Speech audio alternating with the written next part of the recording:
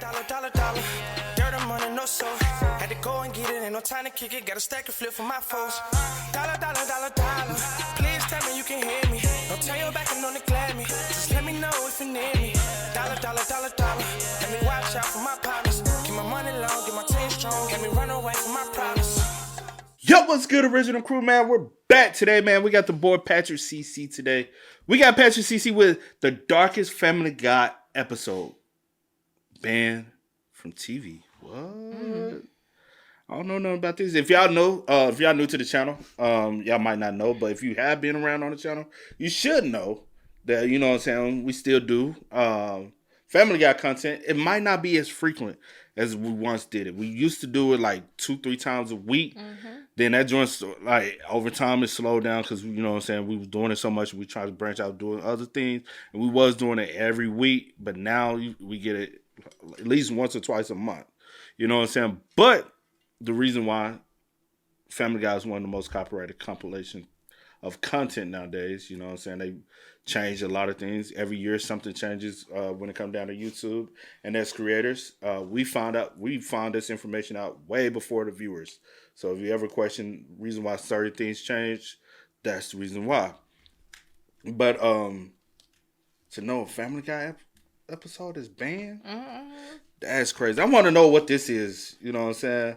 So with that being said, before we get into it, make sure y'all check out the links in the description box. Down below. You already know where to go if you want to first support. All you got to do is check out down below. Also, if you enjoyed today's visuals, Knock it in with a thumbs up. all right, y'all, let's check it out. Let's see what's about. Let's see what we're getting ourselves into today. You ready? I'm ready. Let's go.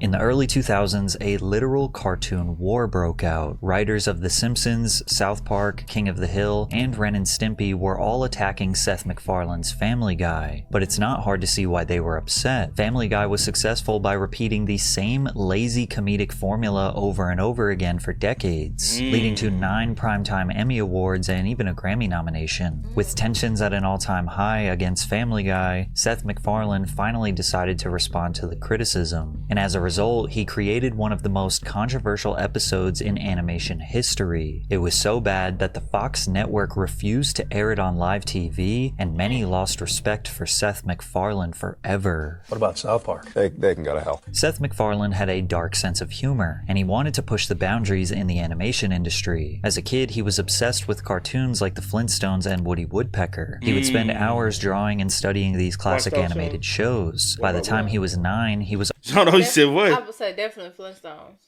Remember the Flintstones? I remember Woody the Woodpecker a little bit. You know what I'm saying? I don't think I like, but not as like much as that, the Flintstones. Flintstones. Did you ever watch the Flintstones movie? I'm pretty sure I did because I was like Flintstone now, vitamins and all. No, everybody ate the damn. Everybody did because some people didn't even like. They were like, "Oh my god, see it." Some people did. Some people if you never like, that's insane. If you never had a Flintstone vitamin before. But no, nasty chalky ass vitamins. But I look forward to it. No, the only medicine as a kid that was good was that damn pink ass medicine you used to get from the doctor. That's the only medicine you time for your medicine. Mm-hmm.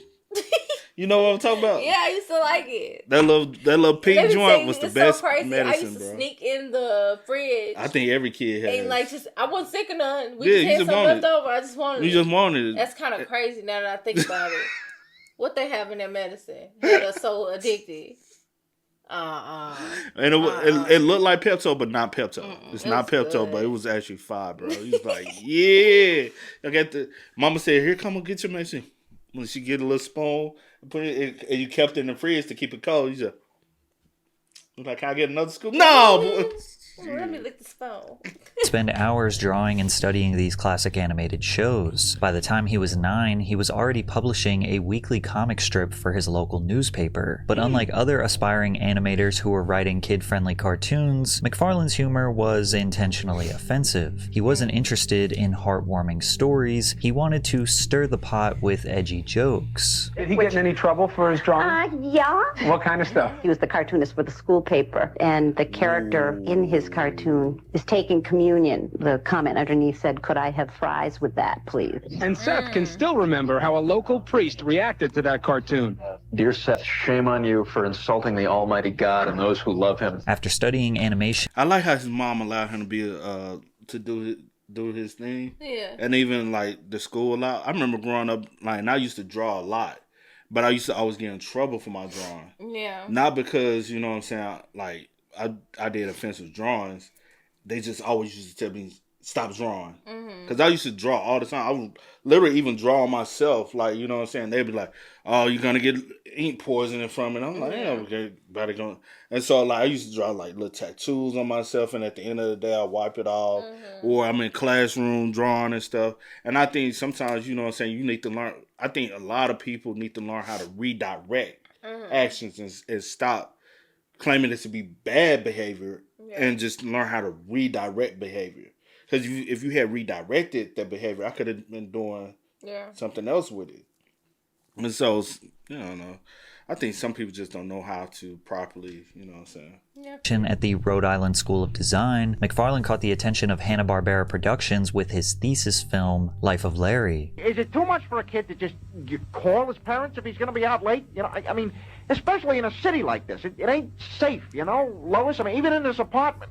I mean, some nut in his underpants could just walk in off the street, bang on the door, and demand God knows what. You guys have any Cheez-Its? Honey, I think we should move. During his time at Hanna-Barbera, And the voice is still Peter, if you pay attention.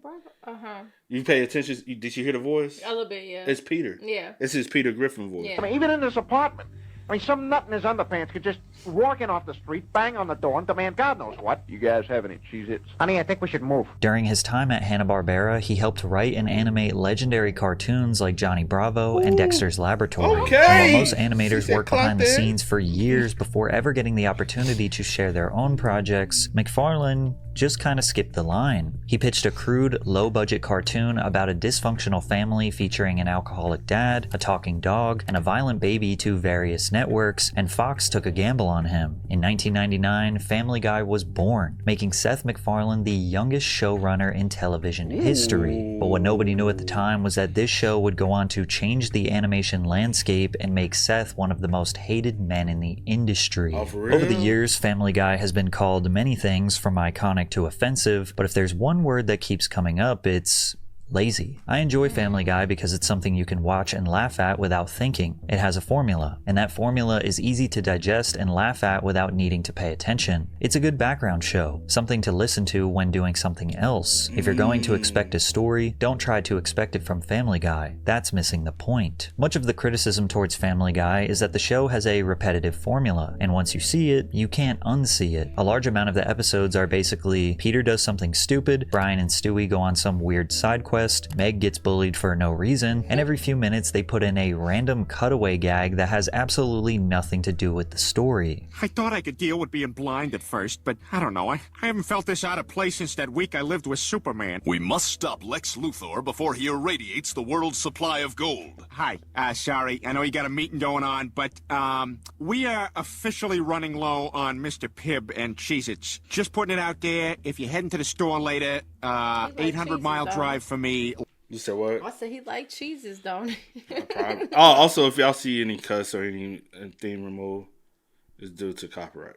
Just putting it out there, if you're heading to the store later, 800-mile drive for me, like 5 seconds for you. Critics believe Family Guy doesn't rely on good storytelling or deep character arcs, and instead fires off quick, easy, and pointless jokes. Some hit, some miss, but it doesn't really matter because the show moves so fast that nobody has time to care. Family Guy's cutaway gags used to enhance the quality of the overall episode, making the show's style unique, but over time they stopped being objectively funny and became random for the sake of being random. Peter, when did you become so polite? Oh, I've been hanging out with Caillou's beta dad. In fact, I'm meeting him at the park to eat unsalted saltines on the swings. I feel like you're wearing what Rachel Maddow would wear to a pumpkin patch.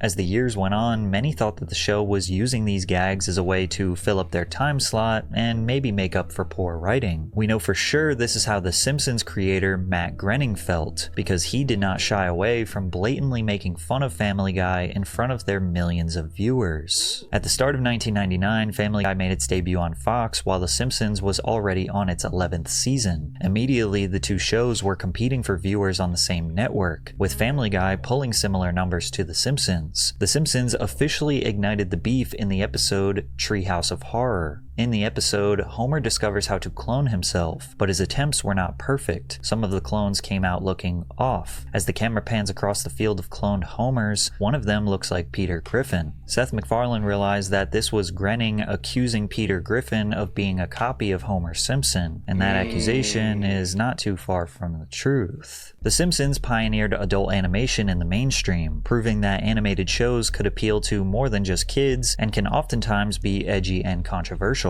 And the genius behind the show was Matt Groening. Unlike Seth MacFarlane, who had a degree in animation, Matt Groening was just a self-taught hobbyist trying to make ends meet with his cartoons. In the late 70s, he was living in Los Angeles, barely scraping by, drawing and selling his own self-published magazine called Life in Hell. After his cartoon got the attention of Hollywood producer James Brooks, who produced talk shows and small TV shows, he asked Groening to make short animated skits for the Tracy Ullman Show, which resulted in Groening creating a batch of characters for these segments called The Simpsons. Here we have Bart Simpson, the young lad who captured the notorious candy store bandit. How does it feel to be a hero, Bart? Pretty damn good, Phil. Your family must be proud of you right now. I bet they're jumping up and down. What started out as shorts on a sketch comedy show in 1987 quickly turned into a full-length series by 1989. And from the moment it premiered, it was an instant cultural sensation. The Simpsons wasn't just another cartoon, it was the cartoon. The show took the classic family sitcom formula seen in popular shows like The Cosby Show. Could Family Guy be because actually, if you think about it, Mom and Dad, Yeah. Simple Home with a Garage, Yeah. Family Guy, Yeah. Mom and Dad, Simple Home with a Garage, right? Yeah. Son, daughter. Yeah. Son, daughter. Yeah. Baby. Yeah. Baby. Yeah. Even the way Homer dresses. Yeah. Could it be a play? Not a play, but a carbon I guess copy. the only thing they're like missing. a carbon copy. Yeah. Give and take. Damn. Especially since it had been around already. It was on its 11th season. By the time you come out with your started first season. Yeah. So people see and inspire, are inspired by certain things. You got the dumb dad. Dad, he works a factory job. Mom, stay-at-home mom. Daughter, the baby gets in trouble doing sneak. You know what I'm saying? Yeah. Only thing, you got the dog. Did they have a dog? This one side, I don't. I think they did have a dog, but not like interactive dog. I can't remember. I wasn't necessarily 100% like a Simpson I watched fan. it, but I tuned into like... it every now and then, but I didn't watch it like that. Mm-hmm. But the only thing, their kids are like Bart and. What's her name? Because I know the baby named Maggie. Bart and Lisa. Is it Lisa? Lisa. Bart and Lisa are way younger than Meg and Chris. Yeah. The show took the classic family sitcom formula seen in popular shows like The Cosby Show and flipped it on its head. Instead of a picture-perfect suburban family, you had Homer, who is a beer-drinking, insane father that often physically abuses his son. Marge is a tired mother constantly trying to hold the family together. Bart is a preteen-aged menace that lives to cause chaos. Lisa is a misunderstood genius in a messed-up family. And Maggie is a baby who doesn't talk too much but has a lot of personality. And not to mention the people of Springfield, which is filled with seemingly an endless list of side characters that fans would slowly get to know over the years, such as Ned Flanders, Krusty the Clown, Sideshow Bob, Snake, Professor Frink, and so many others. What made The Simpsons revolutionary was how it could go from making fun of politics and pop culture to having genuine interactions that made the characters feel real. Like, these weren't just wacky cartoon characters, they represented people that you knew in your real life. life. It wasn't just about gag humor, it was about telling great stories that happened to be hilarious, and it worked. By the early 90s, The Simpsons was the most watched show on television, with viewership peaking at 15 to 20 million viewers per episode. Family Guy, on the other hand, was canceled twice in its first 3 seasons, probably because many people felt it was the inferior copy of The Simpsons. However, they came back stronger than ever due to massive DVD sales and high ratings on reruns. The senior vice president of Fox Home Entertainment said, Family Guy had proved an unexpected success on DVD as well. The first boxed set of episodes has sold 1.55 million, ranking number 3 among television shows behind the first season of The Simpsons on Fox and Chappelle's Show on Comedy Central. After the show came back on air in 2005, it dominated, with the 4th season averaging 7.9 million viewers per episode, which at the time was more than twice as many viewers as South Park. And looking back on season 4, it's easy to see why it performed so well. He takes the beam. The spectators hold their breath, as Stewie Griffin is America's last hope to take home the gold. Oh, did you see that, Mitch? I sure did, Kathy. That was impressive. Season 4 is called by some peak Family Guy. It was paced well, funny. A lot of people, even when we would like reacted to it heavy, everybody used to say, I know you want those. I know things. Shot. But no, like people used to be in the comments and literally say season 1 through 6 was like the peak of Family Guy. Like most people always talked about it in the comments, going back and forth about their favorite seasons, and it's always was ranked between season 1 through season 6. And just the right amount of offensive. The cutaways were tasteful, adding to the chaos without taking away from the story. And during Family Guy's resurgence in popularity, The Simpsons writers decided it was the perfect time to diss them once again. In season 17, episode 8 of The Simpsons, 2 Italian police officers are flipping through a book of known criminals. As they skip through the mugshots, you can see a picture of Peter Griffin with the crime of plagiarismo, which means plagiarism in Italian. The diss could not be more clear, again claiming that Family Guy is stealing the premise of The Simpsons. They also threw a bonus jab in at American Dad, which is Seth MacFarlane's other show, essentially saying they are a copy of a copy. And while these jabs feel like The Simpsons... And a lot of people have said that, and we have compared American Dad and Family Guy, which is typically, honestly, the same concept. You got a husband, wife, you got a son, daughter. Instead, y'all don't have a... Instead of having the Stewie and Brian, you have the fish and you have the alien. Yeah. And so that gives that, bro. It's a carbon self the melted dog. Stan, Peter, Lois. What's the mom? Francine, yeah. You got Chris. I forgot the fucking son. I can't even remember everything. Y'all, and then people be like, how y'all can't remember? Bro, we watch a lot. Anyway. Bro, we always record 12 to 14 videos a day. We also indulge in other content. We are very busy people indulging in a lot of stuff, so brain don't be braining sometimes. But you got the son, you got the daughter, you got the son, you got the daughter, you got Brian and Stewie, you got Klaus and Roger. Same concept, house, garage. It's like I said, you just take a little bit from here, or give a little bit here, or change it, but it's the same concept. Yeah. Damn.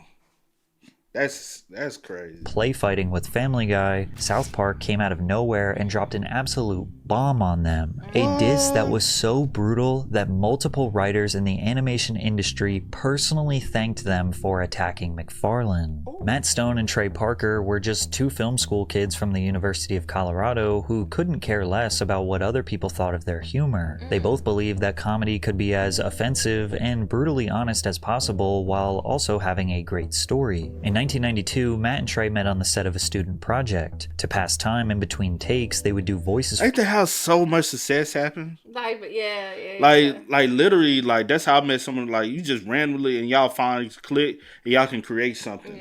Matt and Trey met on the set of a student project. To pass time in between takes, they would do voices for each other, trying to make the other one laugh, and they instantly became best friends. Need eating sounds? Oh yeah. That's a cartoon fish in his face. That's a cuttlefish and asparagus is not the sitting well. Oh no! Cuttlefish! Cuttlefish is about to come out of my. Oh, here it comes! Oh, it's going to be a rat! Hold on, Kaido! I believe in you! At the end of every semester, the film department put on a student screening, and since it was right before Christmas, they needed something Christmassy. So Matt and Trey decided to use construction paper cutouts to animate characters and make their first short together called Jesus vs. Frosty, which would lay the foundation for what we now know as South Park. After college, both Matt and Trey moved to LA, where they would meet Fox executive Brian Graydon at a screening of their indie film, Cannibal the Musical. Brian loved their style so much, he decided to help spread their work around the industry. After some back and forth negotiations with companies like Fox and MTV, Comedy Central decided to greenlight the first episode of South Park. Although it is still in the adult animation genre, South Park takes a different approach than Family Guy and The Simpsons. South Park is all about creativity and unpredictability. One week, the elementary-aged kids are dealing with normal school drama, and the next, they're fighting a war against gnomes stealing people's underwear. And yet, that's still not even the craziest situation these kids have gotten into. Do you like it? Do you like it, Scott? I call it Mr. and Mrs. Tenorman chili. Oh my God! Oh my God! I made you eat your parents. South Park instantly turned Comedy Central from a struggling cable network to a network powerhouse, pulling in between 3.1 and 5.5 million viewers per episode. By season 2, it was breaking records. On April 22nd, 1998, the episode Cartman's Mom is Still a Dirty pulled in 6.2 million viewers, making it the highest rated non-sports show in cable history at the time. To put it into perspective, 8 of the 10 most watched shows on cable that spring were South Park episodes. In just over 1 year, Trey Parker and Matt Stone took over cable TV. They also developed a seething hatred for Family Guy. When asked about how he feels about Seth MacFarlane's empire, Trey Parker said, "There's more and more stuff every day finding its way onto American television that I think is really great. But then you get this bubblegum shit that's just like by the book, what we call 9 to 5 comedy writers. They mostly have families and kids, and that's the most important thing. And then they go into work and write comedy, and when it's 5 o'clock, it's time to go. It's gag humor. And gag humor drives us crazy, where it's just like, here's a gag, here's a gag. It's got nothing to do with what's going on in the show, just like, here's a gag." And anyone who writes comedy knows that that is the very easiest, simplest thing to do, and you don't really need any talent to do it. You just need to learn the craft and do it. Similar frustrations were expressed by John Kricfalusi, the creator of the iconic cartoon Ren and Stimpy. If you're a kid wanting to be a cartoonist today, and you're looking at Family Guy, you don't have to aim very high. You can draw Family Guy when you're 10 years old. You don't have to get any better than that to become a professional cartoonist. The standards are extremely low. Tensions in the animation industry were at an all-time high, with more people speaking out against Family Guy than ever. So in 2006, Matt and Trey decided to escalate the tension to a full-blown war. South Park released a 2-part episode titled Cartoon Wars. In the episode, Cartman really wants to sabotage Family Guy because he hates their lazy gag writing. As Cartman arrives to the Fox Network writing room, he is shocked to learn that Family Guy is written by manatees who pick random idea balls from a tank. Each ball contains a verb, noun, or pop culture reference, which the manatees choose an idea ball and swim it over to the joke combine. South Park essentially proves how formulaic and ridiculous Family Guy jokes are by assembling 5 idea balls that say laundry, date, winning, Mexico, Gary Coleman. Peter, you didn't do the laundry today. You think that's bad? Remember the time I won a date to Mexico with Gary Coleman? ¿Qué pasa, señores? What you talking about, Willis? When this episode released, millions of people around the world witnessed South Park brutally minimize Family Guy's value to the entertainment industry. And it turns out, Matt Stone and Trey Parker were not the only ones in the industry who hated Family Guy. After the first part aired, we got calls from people at The Simpsons saying thank you, because they actually hate Family Guy more than we do, even though they won't say it. And then we got calls from people that work on King of the Hill saying, they said... King of the Hill my shit. Yeah, that King of the Hill was my shit growing up. I wasn't a Family Guy. I liked American Dad way more than I like Family Guy. But I wasn't into Family Guy like that. I wasn't into The Simpsons. Ren and Stimpy, childhood. That's childhood all the way. But King of the Hills, my shit. I love King of the Hills.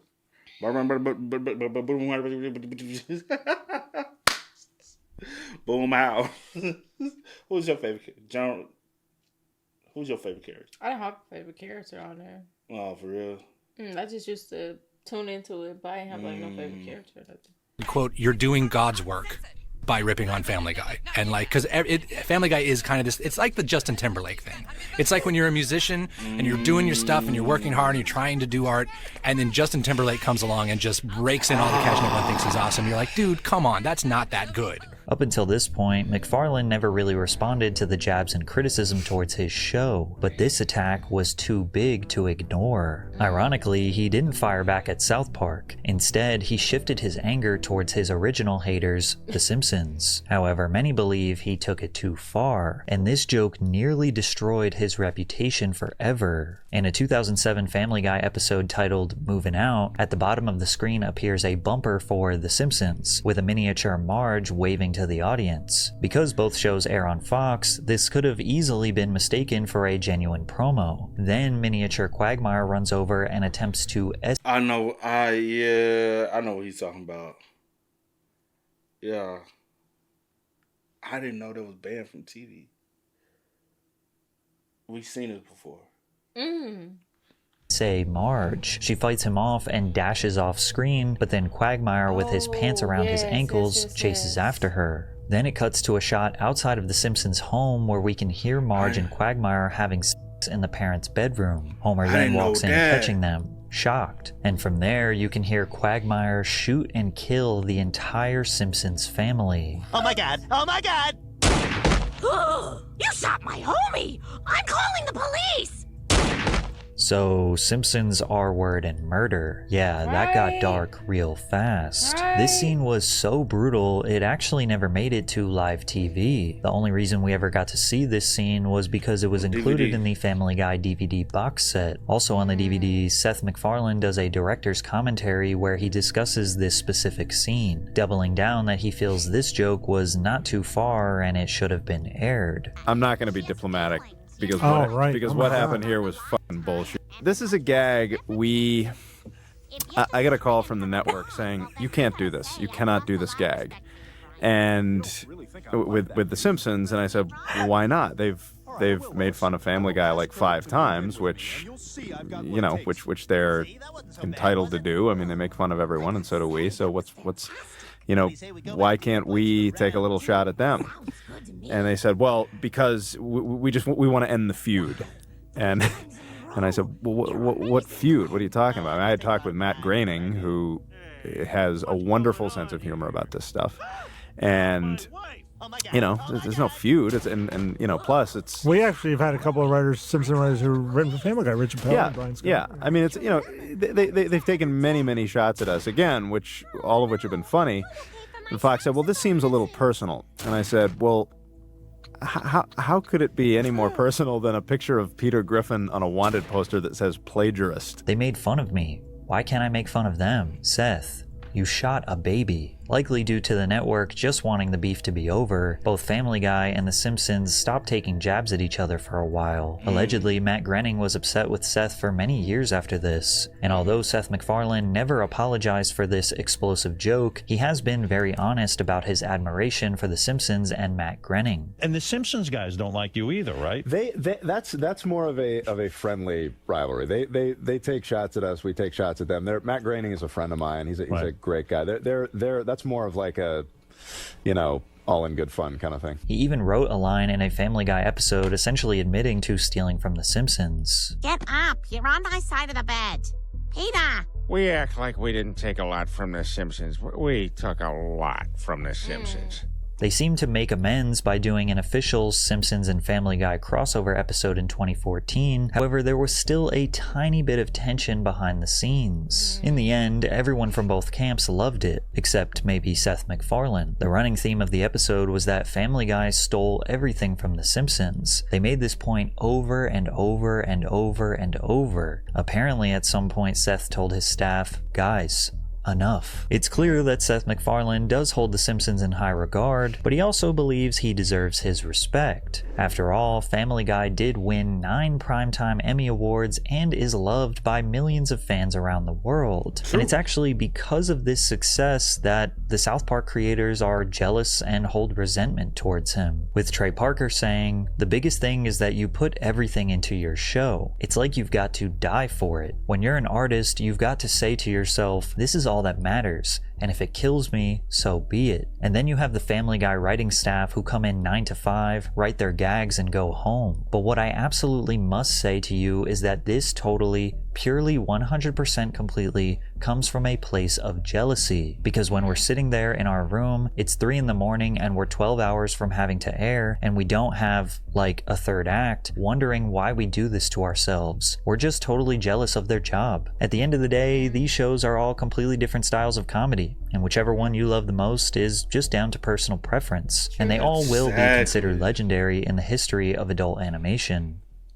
I do agree. And that's the thing. A lot of people feel like other people can't have their personal opinion about a show that everybody doesn't like everything. Yeah. That's what makes us human, is the fact that we can all have our own personal liking.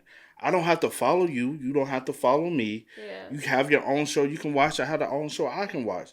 I don't have to be in the fold because everybody wants to watch Family Guy. Hey, I might want to watch American Dad. Yeah, or I might want to watch this. I might want to watch that. It's called free will for a reason. But I do get the concept. It does look like low-key like a knockoff, though.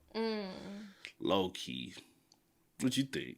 Like a slight copy and paste here and there. Change a little bit up. It does, You know though. what I'm saying? Like, yeah.